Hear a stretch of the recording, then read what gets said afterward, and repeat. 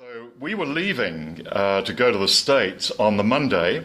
I think we were flying out at about 2 or 3 o'clock in the afternoon. I hardly left the hotel through the weekend waiting for this phone call to tell me and come in and sing for Peter Gellhorn, and it didn't come. And so in the end, I rang the BBC on Monday morning because I could see this great dream evaporating. And finally I got through to the right department, and this particular man, Alan Melville, said, "Look, I'm really sorry, Peter's been late back, he hasn't arrived yet."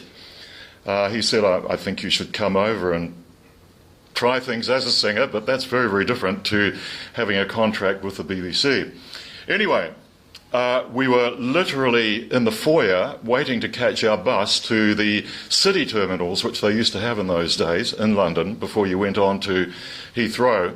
And there was a phone call from Peter Gellhorn. He said, "I've just heard about you. Can you come in and sing for me?" This was about midday. Our buses were due to leave at 12:30. So I thought, well, yep, I've got to do it. So we were staying in the centre of London, so I went to one of the studios. I sang for him. And he said, "Yes, we'd like you to come." That was it. I then had to get to the flight on time. I'd given my cases to one of my friends, or case most probably, and said, "Hopefully I'll see you at the airport." And I was too late to actually go to the inner London terminal, so we went straight to Heathrow. I caught a taxi. Once I was on the taxi, I realised to my horror my traveller's checks and most of my serious money were with my bags. So I said to the taxi driver, "Look, if you take me to the airport, I'll give you all of my Commonwealth Arts Festival badges. I'm from New Zealand." And I said, "Hopefully we can sort it out when we arrive at Heathrow." And he said, I had a wonderful holiday in New Zealand a few years ago. I'll take you for nothing." And so we got there on time. So I was there at the right place at the right time in several different ways. So I left New Zealand, very, very excited about the prospect of beginning life as a professional singer. I sang with the BBC Singers for about 3 years, and it was a great, great experience because we sang with many of the finest singers in the world at that time who came in as guests, and many of the great conductors. Near the end of my time there, I was starting to sense that it was time to move on. And a friend of mine came to me one day and said, "I've heard that the Royal Choral Society are holding auditions tomorrow at the Albert Hall. I think you should go along and sing for them because they're looking to take 4 young singers with them as their soloists on a major tour of the States, finishing up in Carnegie Hall." So I went along to the Albert Hall the following day, realised that everything had been set up long before I got there by the agents, the music colleges and this sort of thing. Anyway, I said to them, "Look, I'm Rodney Macann, I'm a bass baritone, can I sing for you? I'm with the BBC Singers." I think that gave me a bit of credibility that I was already working in the profession, and I was obviously young.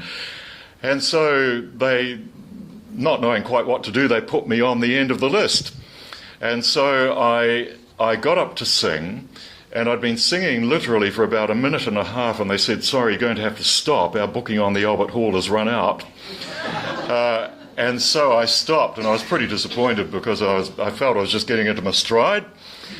Anyway, a few days later, I got a letter from the Royal Choral Society saying, we've chosen the soprano, we've chosen the contralto, we've chosen the tenor, but we can't decide between you and 2 other baritones. Can you come back and sing for us?"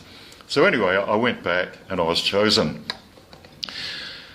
The third really significant step in my career followed a pretty difficult time, really, because I'd initially gone to the UK on a working holiday visa, not having a clue how long I was going to be staying there.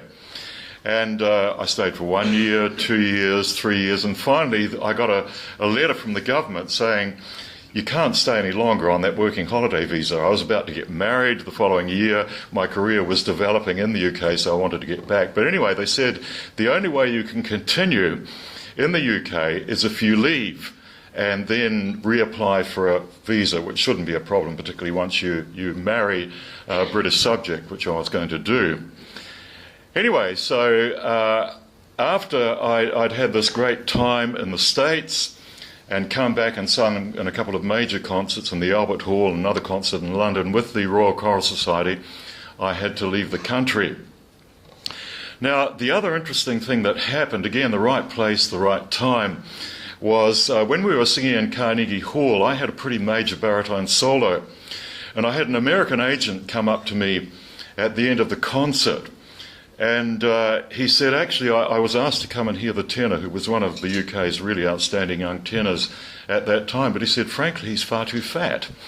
And, we were in the States, and that was actually quite important for them. He said, you're not fat, and I quite like your voice, so can I sign you up? So I thought, oh, well, okay. No harm in having an agent in the States.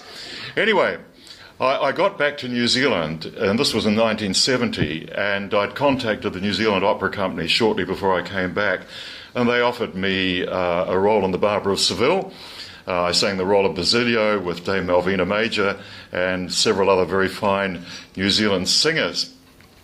And so that was all great. I made my opera debut, and that was a very, very valuable experience. However, I was very, very keen to get back to the UK to both be with my fiancée and to pick up on my singing career.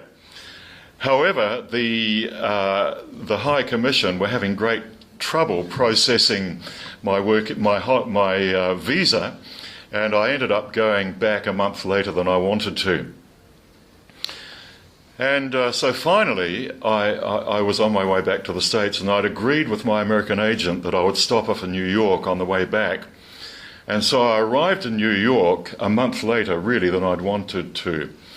And the agent was waiting for me at the airport. I think it was JFK Airport in those days.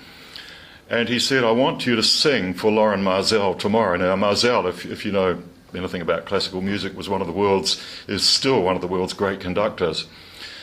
And so the following day, I went and I sang for Marzell, and I sang him two arias. I sang him a Bach aria and a Handel aria. Those were the things that I tended to sing in those days. And he said to me, are you going to be in Europe later on this year? And I said, yes, I will be.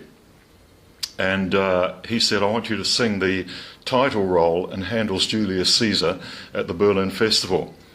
And I was amazed, frankly, and so was the agent. The agent said, he's too young, he's not ready.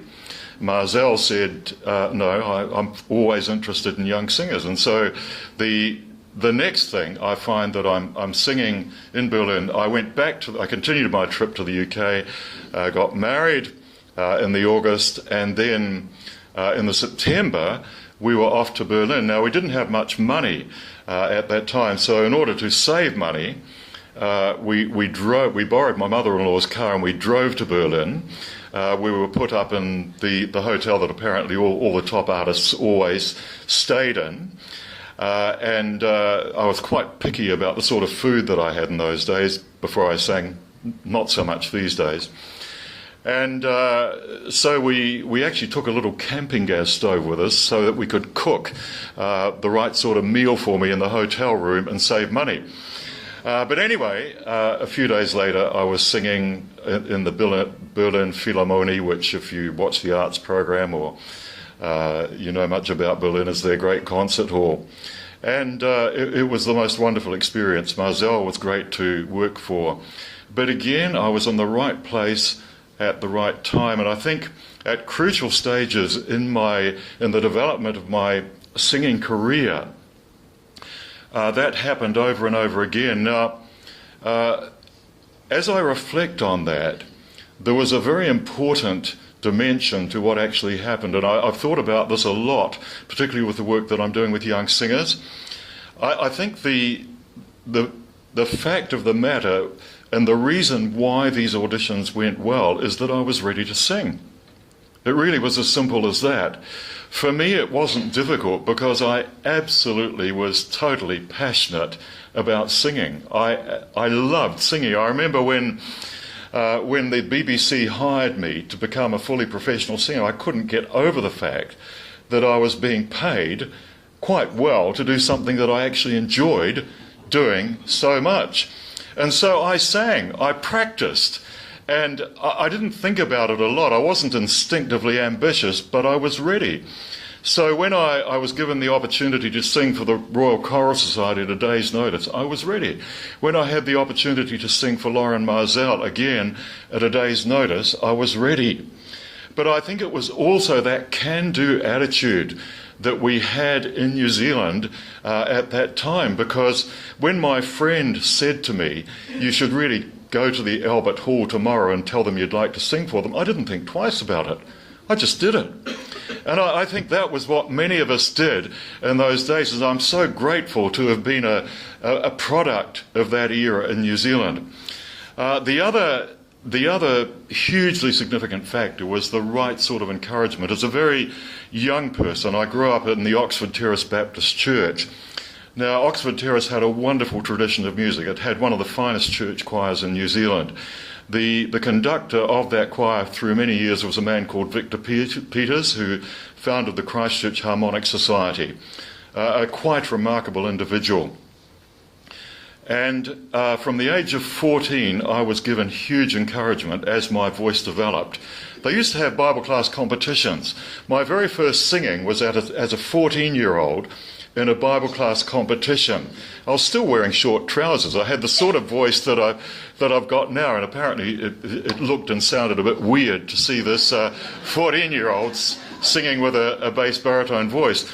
But the opportunities really from the church, from school, from those who gave me the right sort of encouragement through those years were hugely significant.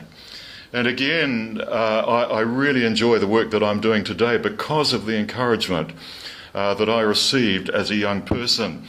Now, to wind up, I was billed as stories from the opera. I'm just going to tell you a couple of quick stories. Opera can be pretty hazardous at times. You're never quite sure what's going to happen, because the great thing about it is it's a team event. As the solo singer, you're the one up the front. In many ways, you're carrying the can as far as the audience is concerned. But there is a whole team of people behind you, the people managing everything that happens on stage, dealing with props, costumes, makeup, all sorts of things. I was singing appropriately, again, for a Baptist minister, although I was singing a villain. I was singing in Saint-Saëns' opera Samson and Delilah. I was singing with Opera North, one of the major opera companies in the UK. And the big moment, of course, in Samson and Delilah, if you know the biblical story, is when the blinded Samson comes on and brings the temple crashing down. Now, this particular night, the cue was given half an hour early. And so the temple came crashing down on a absolutely amazed cast long before they were due to have it happen. They had to stop the opera and rebuild the set. Fortunately, it was a very lightweight set. And so they started again, but they hadn't had time to rebuild the pillars because they were quite complex. So the Samson was led on. Of course, he's blind. He's just got two little pinholes, and he's got his hand on the shoulder of a little boy. Nobody had told him there were no pillars. So he walked up to where there were now two imaginary pillars. He gave a huge heave and fell flat on his face. And it was not an event that you talked to him about in later years. And there was a headline in the local paper the following day, "Oops, Samson brings the house down." The other event that was, I think, most probably the most single amusing event that I was ever involved in opera. I was singing at the English National Opera with one of our great New Zealand tenors, Patrick Power. And as usual, I was playing the baddie. I've played a lot of baddies. People have said often, how can you do that as a Baptist minister? I've played some of the worst people on the planet, Scarpia and so on. But I remind people when I'm asked about that, baritones are actually very nice people, but we just act. But anyway, that's by the way. But I was playing my usual sort of role.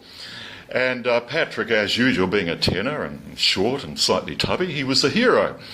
And anyway, at this moment, I had to stomp past Patrick and grab a letter off heroine of the opera.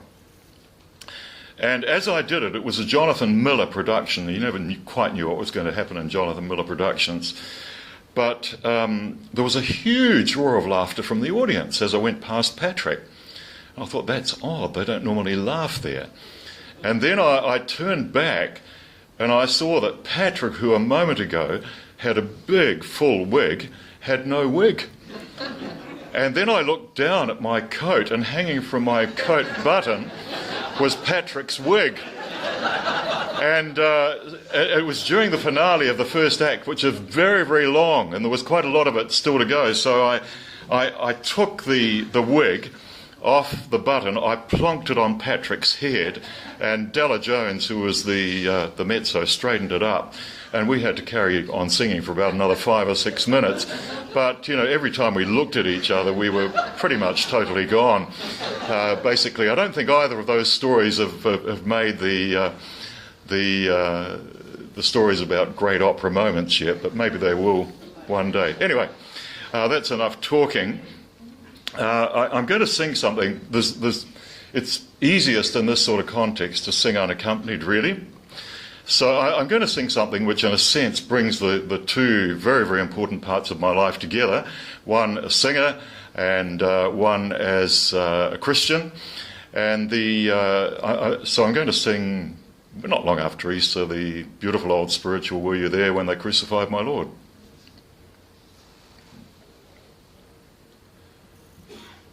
Were you there when they crucified my Lord? Were you there when they crucified my Lord? Oh,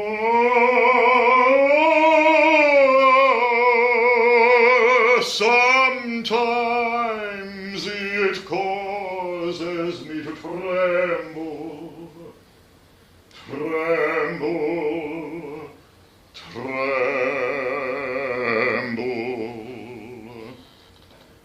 Were you there when they crucified my Lord? Were you there when they laid him in the tomb? Were you there when they laid him in the tomb? Oh,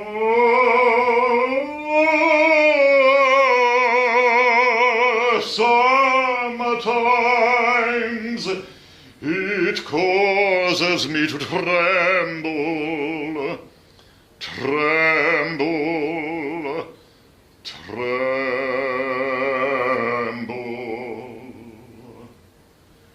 Were you there when they laid him in the tomb?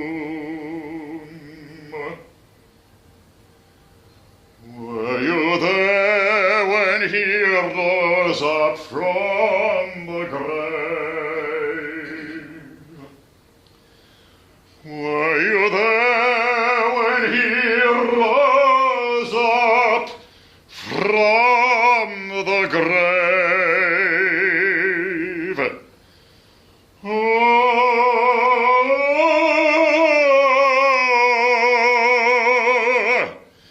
sometimes it causes me to tremble, tremble, tremble.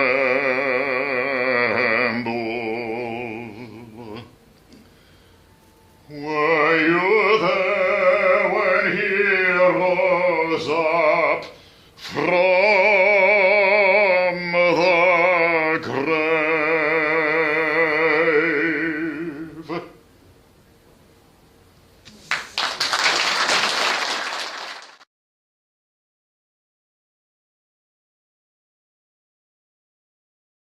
Oh, that's a pretty hard one. I've sung some wonderful roles. I did enjoy John the Baptist. I think, you know, it's a role that lay very, very well for me vocally.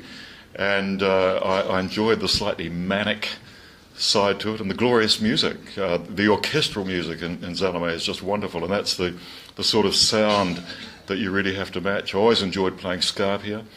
But I think another role that many of you won't have heard of, but was very, very significant, and particularly in the development of my career, was the role of King Priam in Tippett's opera, where I sang the title role. I sang it with Covent Garden. It was filmed, and we sang it at the Acropolis and the Herodotus Atticus Theatre in Athens. That was a great experience.